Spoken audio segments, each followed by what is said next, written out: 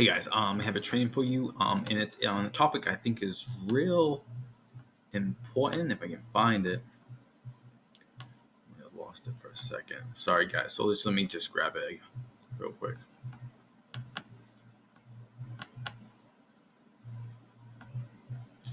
So it's right here.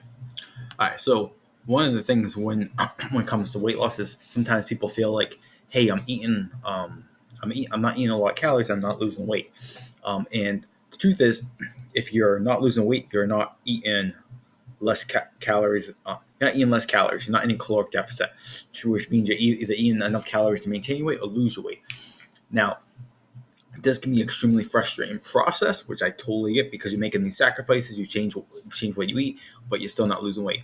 So, what we want to do is figure out why. All right, be getting frustrated doesn't do anything, but we have to figure out why. So, in my experience, about 15 years, this is what I see. You're eating more than you think. And this is the most common one. It's the one that people don't want to really accept, but it's just what it is. It's very easy to overeat calories, even when you're trying not to. And we're going to kind of go over some of that stuff before, in a little while. The second thing, you are losing body fat, but you are under stress. You just have a stressful life. Your job's stressful. You have stress with the people in your life. Like you have some strained relationships maybe. You don't sleep well, so you're physically stressed. Or something people don't think about is like if you work out a lot and you're eating maybe too low calories, that's a stress to your body. So what ends up happening is that you actually hold on to some water weight here, and you might be getting lean, but it's not going to show up on the scale.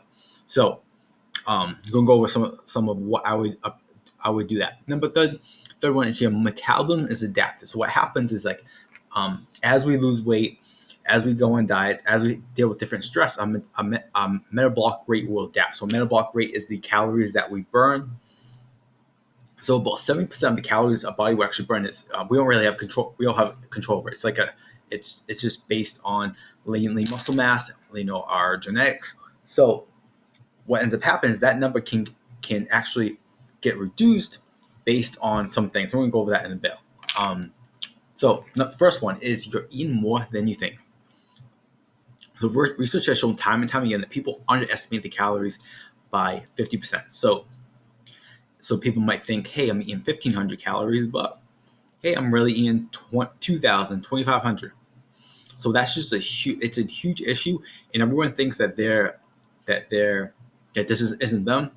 But when we constantly have research that's saying that it is them, we have to at least consider the opportunity that you might feel like your nutrition is really on point, but you can be underestimating calories. So you're not aware of portions and caloric values. So you could be like, oh, I think my nutrition is, I think I'm being pretty accurate.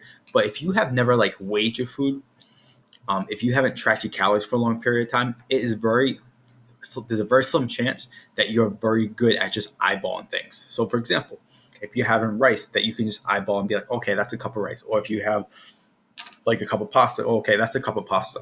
Or if you like, oh, that's 4 ounces of meat. So which is now if you're off if you're off a little bit with each meal, that could be an extra maybe 100, 200 calories per meal at the end of the day. So we eat 4 times, as that can be up like 400, 800 more calories than you think you're consuming. So that could be a complete reason why maybe your weight loss, fat loss has stalled. This is another one: licks, bites, and dad attacks.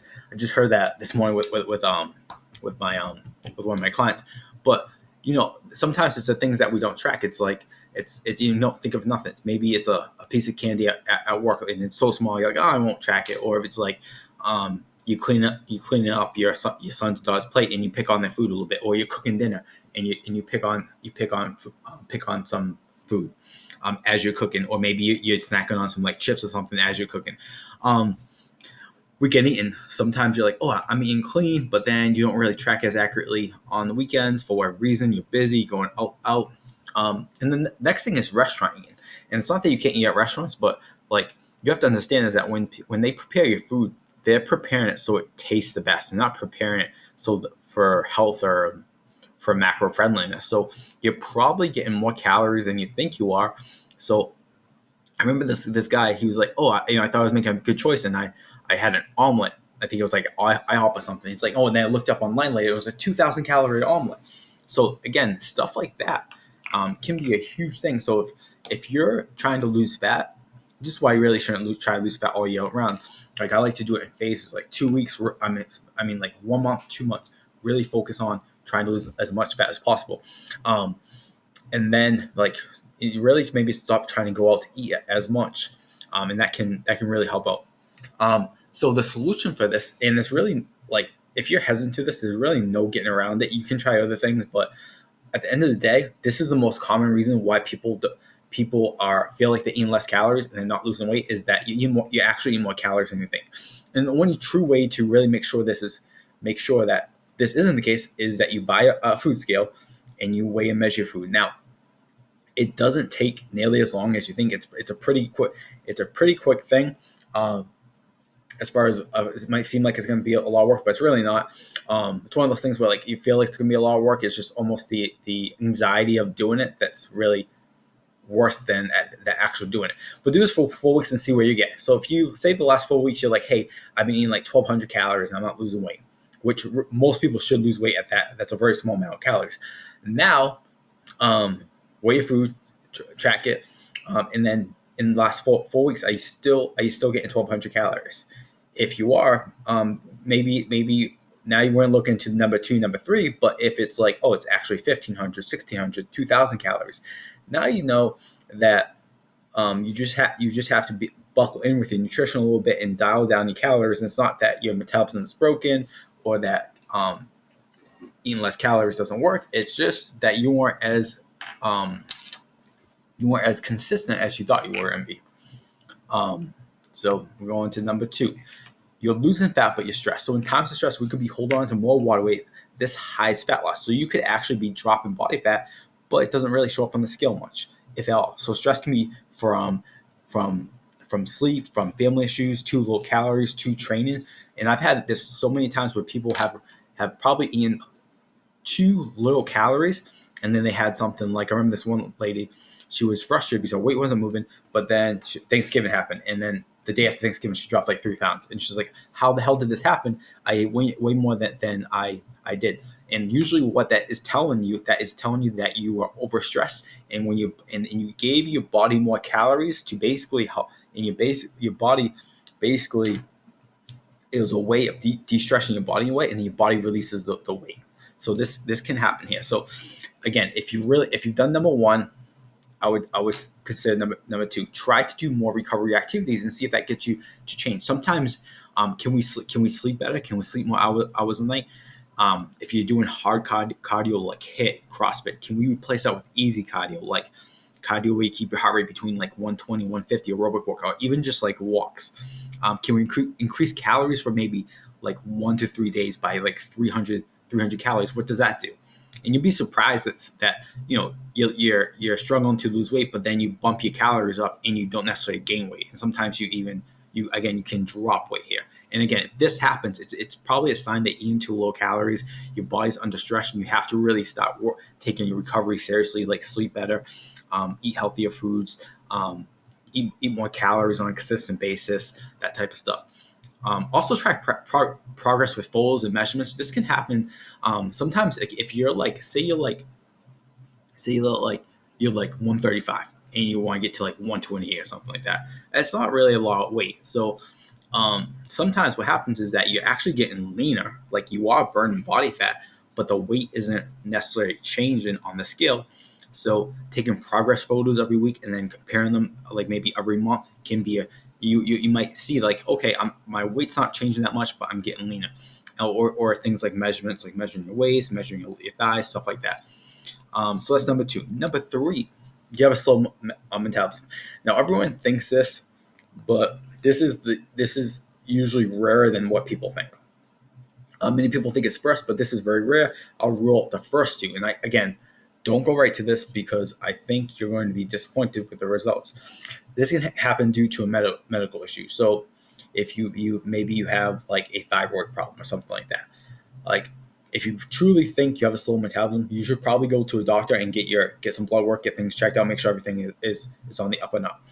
Now, if everything's on up and up, it could be that you just slowed your metabolism over years by constantly going on a diet. And I talk about this all the time. If you go on a diet and you not just lose body fat, but you lose muscle too, that's going to slow down your metabolism. The more times that you like lose a bunch of fat, gain a bunch of fat, it's going to slow down your metabolism. As we get older, we naturally lose muscle mass.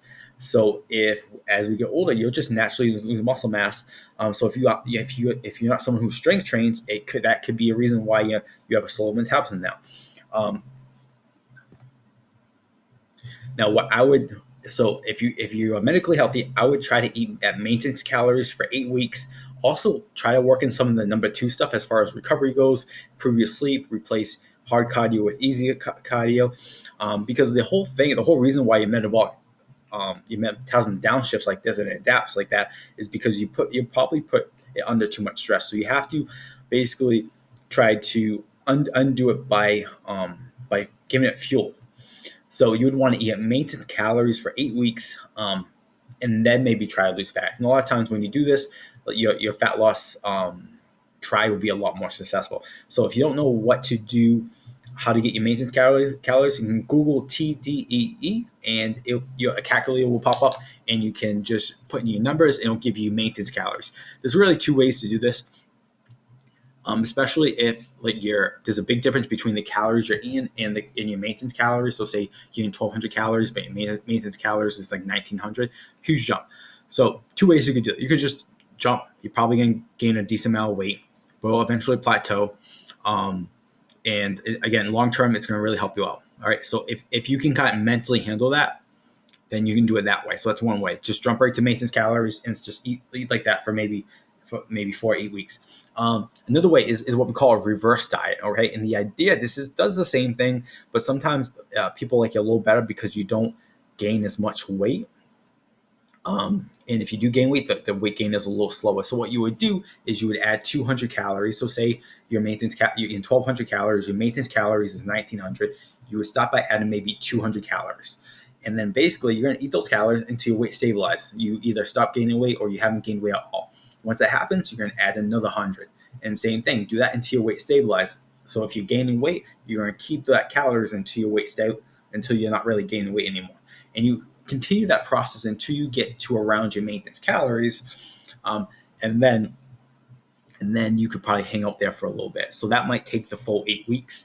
So you can either do the reverse diet approach, or you could just jump right to maintenance. But guys, any questions, put them in the comments. This is like real important stuff. It is if we go back to number 1, I just really want to hop on this because like everyone says they really thinks that the metabolism is slow. 1,200 calories, but the chances that that's happened is very low. If you think of things like the Holocaust, where people are deprived and they were eating very low calories. It's not, if anyone's going to have huge metabolic changes that would stop people from losing fat, it would be in those starvations or different parts of the world where people don't have enough to eat. They're not overweight. So as much as like this is kind of like an ego check, and it might be like, oh yeah, my nutrition is on point. Yeah, I'm very accurate with my nutrition. If you're not losing weight, there's a very strong chance that this is the reason. So I would definitely do this first. Do not skip this step, because I really think you'll be disappointed with probably your results going forward. And this is like what I say with this. This is like a skill set. Like understanding caloric values of the foods you have is a skill set. And weighing and tracking your food might be a nuisance for like 4 weeks, but in the long term, it's really going to help you out. Lose the fat, maintain body weight, have a better relationship with food. And then sometimes, like another thing that we have to think about is like fat loss is hard, and fat loss isn't something that's going to be easy, and it takes developing skills, and it takes some sacrifices. So you might want to have like like more, you might want to have more dessert or more carbs. But if you want to lose fat, you have to reduce some of that stuff. You don't have to completely eliminate that stuff. So there's always a give and take. And especially if you're at a place where like your body fat isn't a health issue, like you just might consider that maybe like you don't really want to lose fat as much as you want to lose fat. Like I know for me, like I'm not the leanest trainer, but I don't value fat loss that much because I'm at a decent weight. I'm healthy. I can do all the things I want to do. It doesn't affect, again, it's not affecting my health. It's not affecting my performance. So me being ripped and having abs isn't really a big driver. And the only time I truly probably cared about fat loss is when I was a kibble install when I was like 20, 21, I think, and I gained a lot of weight. Because I was eating fast food all the time. I wasn't training. I think I got up to like 220. So when I stopped that job, like fat loss was my main thing. And then the only other time that like I'm like super committed to like fat loss is like if I have a competition coming up and I want to try to drop weight for a competition. Because at the end of the day, sometimes like losing, and this kind of happens if you just want to lose that last 10 pounds. It's like it's one of those things where like it would be cool if it would happen, but you don't necessarily have the motivation to do it because it's not going to change that many things versus like say if you have 50 pounds to lose and you have medical issues and you can't keep up with your kids, then you have a big drive to like, hey, let's get this weight off so I feel better.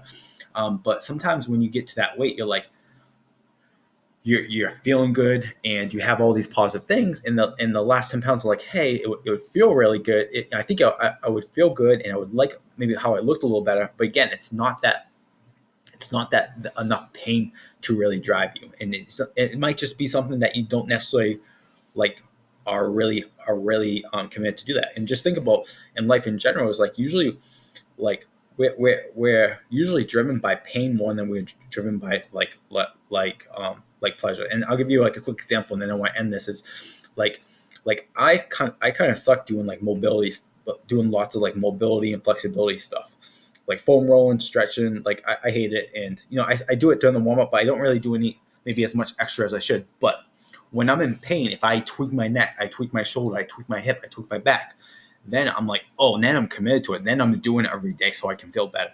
But usually if I'm not in pain, it's not enough to drive me to do that. And hopefully that makes some sense. And hopefully this helps you get out of the challenging spot that you are in. But again, if you have any questions, let me know.